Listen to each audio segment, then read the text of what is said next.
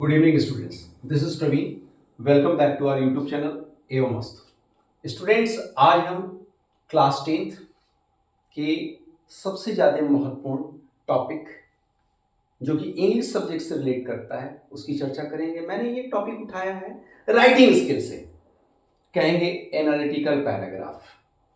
Analytical paragraph की जब कभी भी हम चर्चा करते हैं तो एनालिटिकल पैराग्राफ को पहले क्वेश्चन आता है कि ये है क्या। तो एनालिटिकल पैराग्राफ किसी भी गिवन डेटा, पाई चार्ट, बार या टेबल का एक वेल ऑर्गेनाइज्ड डिस्क्रिप्शन होता है या उसके साथ एनालिसिस भी होता है। डिस्क्रिप्शन और एनालिसिस दोनों होता है। अब क्वेश्चन आता है कि इसकी मार्किंग स्कीम क्या है। तो 5 मार्क्स इसके लिए अलॉट किए हैं सीबीएसई ने। 2 मार्क्स कंटेंट के लिए। कंटेंट मतलब वही होना चाहिए जो डेटा में दिया हुआ है, जो चार्ट में दिया है वही चीज आप लिखेंगे, उससे ज्यादा कुछ भी नहीं, अपने मन से कुछ नहीं करना।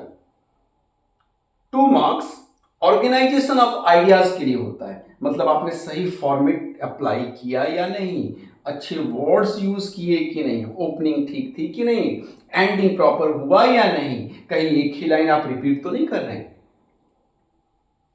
और लास्ट 1 मार्क्स जो होते हैं वो होते हैं ग्रामेटिकल मिस्टेक के लिए। ग्रामेटिकल मिस्टेक अगर आपने 2 से ज्यादा गलतियां की तो हाफ मार्क्स डिडक्ट होंगे। इस तरह से 5 मार्क्स आपके दिए होते हैं। अब हम डिस्कस करते हैं कि इसको हम लिखेंगे कैसे। तो लिखने के लिए हम इस बात को ध्यान रखेंगे कि जब हमें ये लिखना है तो एक फॉर्मूला होता है, फॉर्मूला ICCT, इसको फॉलो करना है। अब क्वेश्चन आता होगा कि सर आपने ये क्या बता दिया ICCT। तो I means introduction, I means introduction, C means comparison, और थर्ड वाला जो C दिया है उसका मतलब कंट्रास्ट या चेंज, और लास्ट वाला जो T दिया है इसको हम ट्रेंड कह सकते हैं या कंक्लूजन कह सकते हैं। अब क्वेश्चन आता है कि इसमें क्या, तो इंट्रोडक्शन में किस चीज के बारे में डेटा दिया गया है, बार चार्ट जो बार दिया गया है या पाई चार्ट दिया गया है या टेबल दिया गया, किस बारे में दिया गया वो इंट्रोडक्शन में लिखेंगे। 1-2 लाइनें में हम लिख सकते हैं उसको। अब आते हैं कंपैरिजन में। तो कंपैरिजन में हाई और लो का कंपैरिजन हम एनालिसिस करते हुए दिखाएंगे। इसके बाद थर्ड है कंट्रास्ट। तो हाई एंड लो क्या क्या चेंजिंग हुए, चेंजेस क्या हुए, परिवर्तन क्या हुए, क्या किसी वर्ष के दौरान उसका इंक्रीज हुआ या डिक्रीज हुआ, हाई हुआ या लो हुआ, ये सारी चीजें आप इस कंट्रास्ट में या चेंज में बताएंगे। और लास्ट जो ट्रेंड कह रहा हूं जिसको आप कंक्लूजन कह सकते हैं, इसमें ओवरऑल जो कंक्लूजन निकलता है उसको बताएंगे आप। इस तरह से आप इसको प्रॉपरली लिख लेंगे, कोई परेशानी नहीं होने वाली, एकदम आसान शब्दों का प्रयोग कर सकते हैं। ये केवल आपके एनालिसिस करने की कैपेसिटी को परखने के लिए सीबीएसई ने दिया है। अब मान लीजिए मैं थोड़ा सा छोटा सा डेटा आपको देता हूं। अगर कोई सब्जेक्ट, एक सब्जेक्ट सेलेक्ट करता हूं मैंने इंग्लिश के लिए 80 स्टूडेंट्स ने ऑप्ट किया। मैं इंग्लिश को 80 छात्रों ने सिलेक्ट किया सब्जेक्ट। इसके बाद मैथ के लिए है 90 स्टूडेंट्स, हिंदी 60 और साइंस ये हो गया 70। अब क्वेश्चन आता है इसके साथ कि अगर ये डेटा आपके पास आया कि इंग्लिश को 80 स्टूडेंट्स ने ऑप्ट किया, सिलेक्ट किया, मैथ को 90 स्टूडेंट्स ने, हिंदी को 60 और साइंस को 70, आप इसके बारे में ही अगर आपको लिखना है तो कैसे लिखोगे? तो आप पहला फॉर्मूला का इंट्रोडक्शन, मतलब किस बारे में दिया गया है, डेटा किस बारे में है, वो चार्ट किस बारे में है, टेबल किस बारे में, ये बताना है। एक दो लाइन में बताएंगे, हो जाएगा। मतलब आप कह सकते हैं the chart, the data, the graph illustrates the number of the students who opt for 4 subjects। इस तरह से आपने इंट्रो वाला पार्ट कंप्लीट किया। अब आता है सेकंड सी, कंपैरिजन। तो कंपैरिजन आपको हाई और लो का, कम से कम हाईएस्ट और लोएस्ट का कंपैरिजन, और साथ में जितने दी गए सबको दिखाना ही पड़ेगा आपको, एनालिसिस करते हुए। अगर ईयर दिया गया है कि किस ईयर में कितना हुआ, फिर क्या अगले साल घट गया या बढ़ गया, वो इंक्रीज या डिक्रीज भी आप शो करेंगे। तो आप ये कह सकते हैं कि math was more popular than English because 90 students opted for mathematics in the comparison of English, the students opted only 80 students opted for English। तो इस तरह से आप कह सकते हैं कि 90 स्टूडेंट्स ने मैथ को प्रेफर किया। आप कह सकते हैं, इसको एक बार फिर से कहूंगा, अगर कंपैरिजन वाला पार्ट है तो math was more popular than English because 90 students selected math and 80 students opted for English। अब आते हैं हम कॉन्ट्रास्ट पर, चेंज पर, कि ये चेंज क्या है। तो आप कह सकते हैं कि the students preferred mathematics than other subjects।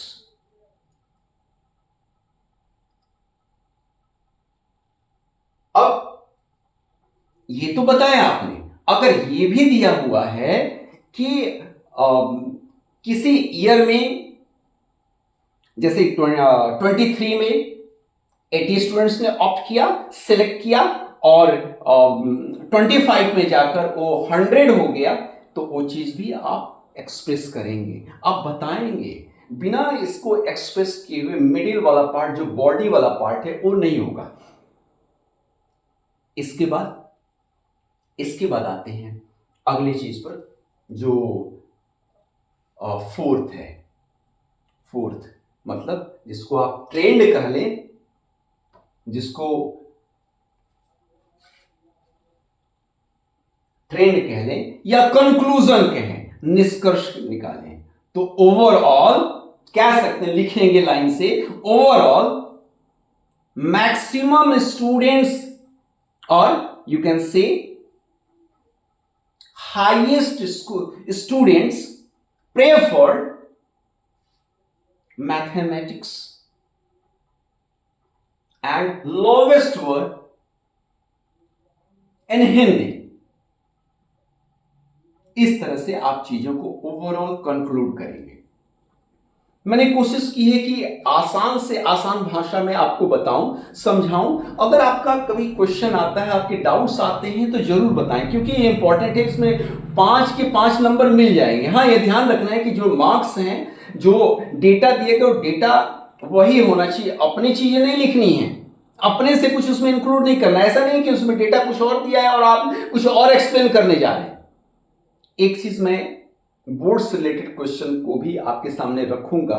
मैंने ये चीज केवल बताया आपको कि प्रैक्टिकली आप लिखोगे कैसे, इजीएस्ट वे में, छोटी छोटी चीजों को कैसे लिखेंगे, क्या क्या इंक्लूड करेंगे। लेकिन मैंने उसके लिए क्वेश्चन लिखा है। वैसे आंसर तो मैंने क्वेश्चन का पहले ही दे दिया है, लेकिन पहले क्वेश्चन देखना होगा, तो आपके लिए बेहतर होगा।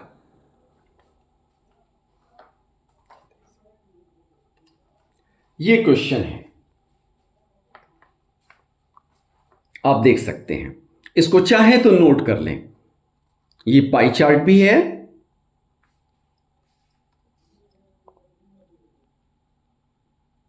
पाई चार्ट भी है, इसको नोट कीजिए।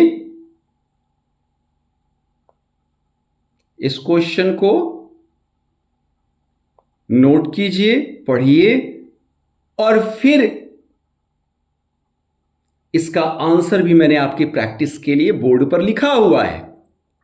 और सेकंड क्वेश्चन मैं आपकी प्रैक्टिस के लिए दे रहा हूं। ये अगर आप चाहें तो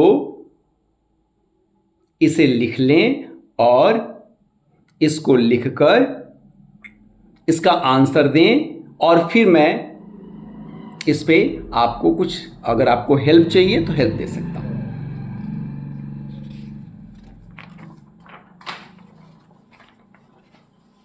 इससे रिलेटेड डेटा भी है, बार चार्ट ये देख सकते हैं जो होमवर्क के लिए है।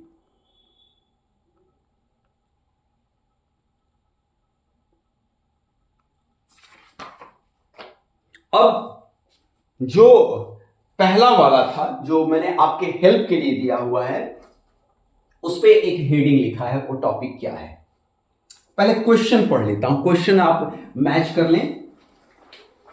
क्वेश्चन में मैंने लिखा है, working families in the United Kingdom just like many other countries in the world have come under increasing financial pressure, मतलब बहुत ज्यादा फिनेंशियल प्रेशर आ गया था during last 25 years from soaring property prices, बहुत तेज गति से बढ़ते हुए प्राइसेस की वजह से, रेंट के हाइक की वजह से, क्रिपलिंग चाइल्ड केयर कॉस्ट की वजह से। The pie chart given below shows the proportion, जो पाई चार्ट नीचे दिया गया मैंने आपको दिखाया, वह शो करता है इसके प्रोपोर्शन को from different types of house holding living in property in poverty in the UK. Right an analytical paragraph in about 120 words, मतलब 120 वर्ड्स में ही आपको लिखना है, 100 to 120 वर्ड्स में। अब लिखा क्या है टॉपिक का, अगर आप हेडिंग लिखना चाहते हैं तो लिख दें,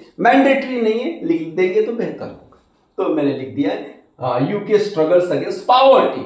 अब क्या है देखिए, जो मैंने बताया तो उसको किस तरह से लिखा गया है। The given pie chart illustrates 7 different categories of house holds, जो चीज किस बारे में पैराग्राफ है उसके बारे में बताया। लिविंग इन पॉवर्टी, जो पॉवर्टी में रह रहे थे in the UK. It is clearly evident, यह स्पष्ट है that 26% of the total poverty stricken household, 26% जो total poverty stricken household है, घर हैं, are those of sole parents के हैं। Single people without children account for the second highest proportion. देखिए डेटा में जो डेटा दिया गया बस उसी को डिस्क्राइब किया जा रहा है, कंपेयर किया जा रहा है, एनालाइज किया जा रहा है। Proportion with 24%। It contrast to couples, contrast या उसके विपरीत टू कपल्स विदाउट चिल्ड्रन, जिनके बच्चे नहीं, विच अकाउंट फॉर जस्ट 9% का जिसमें है। अब couples with children account for poor couples with children account for 15% of poor households. Single and aged persons and aged couples proportion 12% together for poor households. Overall, 14% of all households in the UK are living in the poverty. The younger generation has a greater poor percentage than their aged counterparts. Couples without children have better economic condition than those with children. Most of the poor are dependent on odd jobs and state charities to support them. But clearly, high rents, the cost of children and property rates have done them in. उम्मीद करता हूं कि आपको समझ में आया होगा। आगे भी प्रयास रहेगा। अगर आपका अच्छा रिस्पॉन्स मिला। धन्यवाद।